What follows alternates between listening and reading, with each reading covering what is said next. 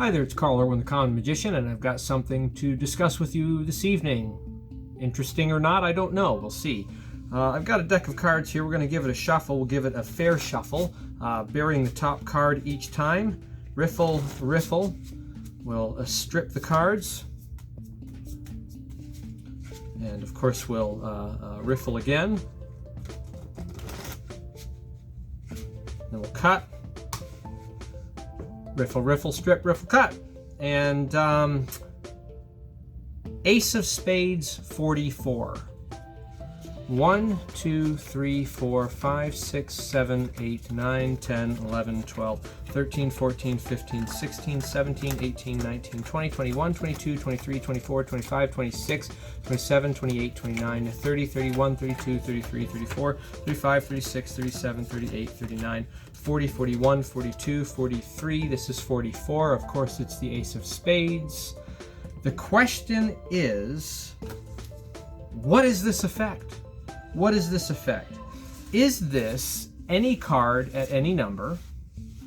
Is it card at any number? Is it card at number? What is it? Who cares? Who cares? Right? That's my response. Who cares? Who cares? What's the difference? What's the difference? So, there's often a distinction made in magic related to some effects, and this is probably the biggest one, the most frequently argued, that there is a difference between different iterations of the any card, any number plot, and that changes the acronym in some way, right? That these modifications, it's like it's a complete revolution on the effect, that it's something entirely different, given the way, almost exclusively the way the card is dealt with. And I think this is somewhat telling that we tend to only deal with the card in our acronym, but not the number, right? I've often heard people say, no, see, oh, you see what you have there? You are doing a card at any number. Yes, see, that's a card at any number. That is not an any card at any number. Yes, see, card at any number. But nobody ever says, see, what you're doing there is an any card at number. That's not an any card at any number. No, see, that's not one of those. Nobody ever does that, and the reason is because they're full of it. They're completely full of it, okay? Effects should be defined by the perception of the effect, not the method. And this is one of those cases where the effect is defined by magicians by the method exclusively rather than the effect itself, right? So here's a question I have, and I've talked about this on the long form discussion I did on any card at any number several years ago. It's the most watched video on this channel. I addressed this briefly, but I want to have the discussion here, so I can always refer back to just this video on this topic. Here's a deck of cards. It does not matter if this is verified as being 52 different cards. I don't have to show the faces. In fact, there are many tricks that operate on that very method, that you use a one-way deck where all the cards are the same, and the handling itself suggests to the spectator that these are obviously 52 cards in a deck, simply because they would never think that it would be 52 of the same card, right? Never mind that. I spread the cards out. The perception of the spectator is that this is a deck of cards. There are 52 different cards here. The magician says, go ahead and take any card. Slide out any card. They could slide out this card. They could slide out this card over here. They might slide out this card. It could be this one. They have a choice. They could go for the bottom. They could go for the top. They have any one of these choices right here. Is this any card? The answer is absolutely 100% all the way yes. That is any card. The distinction that magicians make And the reason why they make it is not about the perception of the effect. It is about the method of the effect. The magician would say that this is not any card not a selection of any card. Even though in any other effect, the magician would frankly just come right out and say, pick any card. Take any one. Touch any one. They would say that in another effect. But when criticizing, right, or critiquing in any card any number effect, they would say that this is not any card. They would call it something else but any card, anything but that. Because in their mind, you have to defeat the methods that are available in this situation. You have to say, well, in order for it to be any card, it means that the spectator has to freely think of it. It is the most absurd requirement. It really is, completely. It's kind of like saying, it's like defining a trick like card through window, right? It's like saying, you see, what you're doing there, oh, no. That is not card through window. No. That's not what that trick is. See, you are doing card transferred to the other side of window. Yes, that is the trick that you're performing. You see, in order to do card through window, the card actually has to go through the window, right? It's kind of like that, right? It's like saying that the only way to perform sawing a person in half, sawing a lady in half, is to actually saw a lady in half. Like you can't do a different method. You have to actually do that. It's not legitimate unless you do that. It's really ridiculous. It's really ridiculous. Any card at any number effects, all card at number effects, whatever. Anytime that the spectator feels that they could choose, anytime that the spectator feels that they could have chosen any identity, whether they chose it by thought or whether they chose it by chance. One chance out of 52 to choose. Either way, it is any card. Change my mind, right? Any other distinction is pandering to the method rather than to the effect. Okay? Really, I think the bigger distinction is not between any card at any number and card at any number, but really is about, is this any card at any number or is it the Berglass effect? Right? The Berglass effect is something that is uniquely different because the Berglass effect requires that the card is freely chosen, named. Okay? The card is the number is freely named. The deck is not touched by the magician. That is the key right there, the big one, right? And I argue that even in this case, when you're dealing with the Berglass effect, to define the effect by the maintenance, right, the preservation of all three of these things actually is selling oneself short in terms of methods. It's kind of the same offense. What you're doing is you're defining the trick by the method.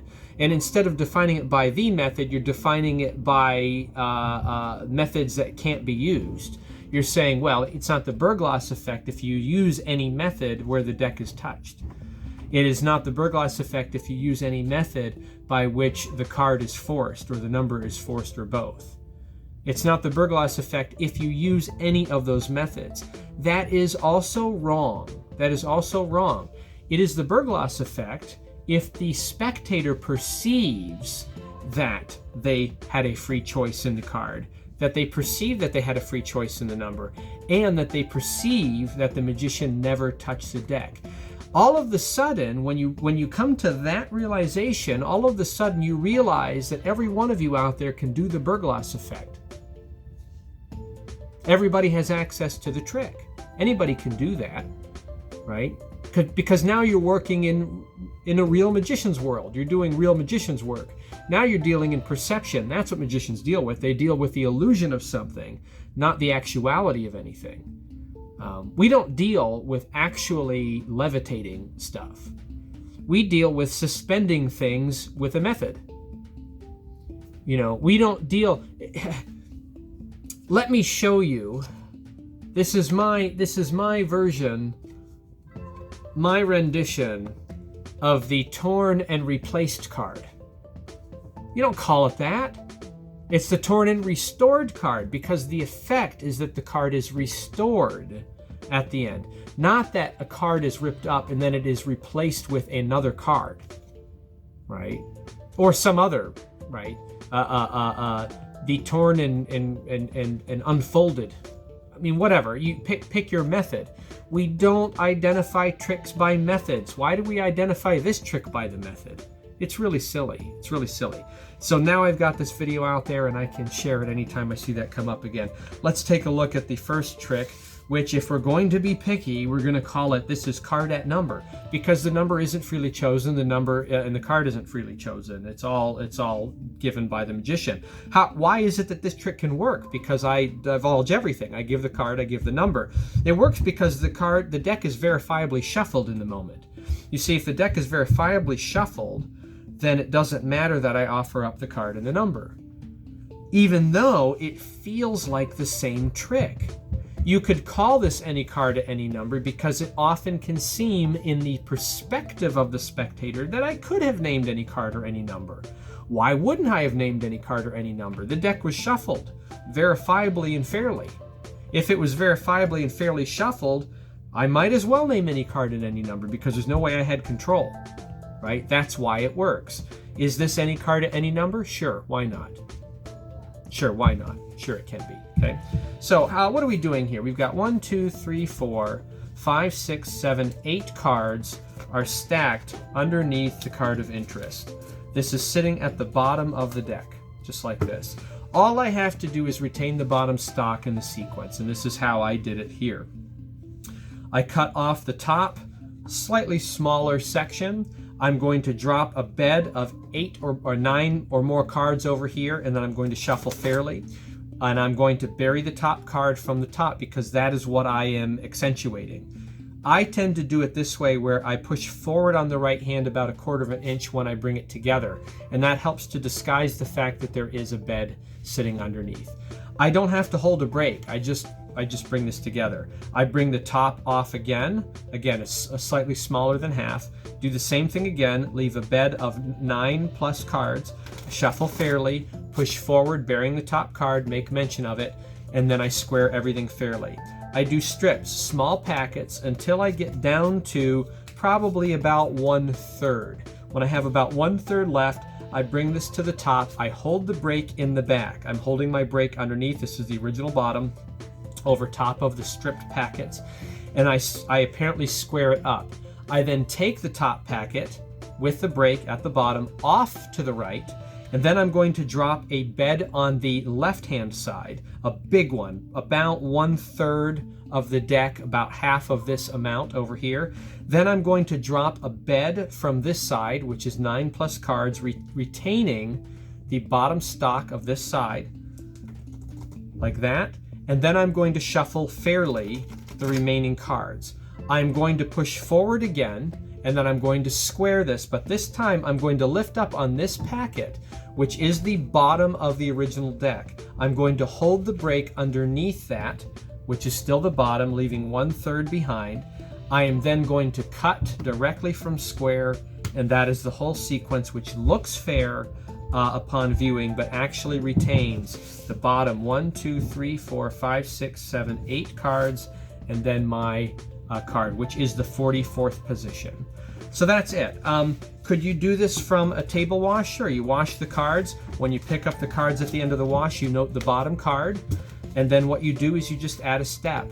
You run 8 cards to the bottom. 1, 2, 3, 4, 5, 6, 7, 8. Put them down. You can pick up a chunk from the center, shuffle fairly, and I've retained 8 cards over top of my peaked card on the bottom, set down, and then I do that sequence. So again, the sequence is take off the top, less than half, drop a bed over here of 9 plus cards, shuffle fairly, push forward a little bit, square up, take off the top, do it again, bearing the top card on the side each time, strip off some small packet strips until I get down to approximately 1/3, bring it together, maintain the break underneath my third, bring the top third off to the right, drop about half of this packet over here, a bed, drop a 9 card bed on this side, shuffle fairly, square up, maintain the break underneath this side, cut it off, cut the small packet remaining to the top, and I've still retained my 8 plus the peaked card on the bottom. There it is. No estimation needed, nothing of the sort, just a very simple control because I'm counting deep into the deck, into a stack that I can maintain on the bottom while I'm talking about bearing cards on the top. So that's the misdirect there. Any card at any number without having any card selected or any number, just by shuffling the deck. Fairly simple presentation and mind-boggling because it looks verifiable, looks so fair. All of this is any card at any number. Don't tell me any different, right? If there seems to be a randomization or a choice or the inability to be able to control, right, thereby suggesting it could be any card or any number, it's any card at any number. Let's define our magic by the effect that it has rather than by the methods that we use. Good luck with that. Happy magicking.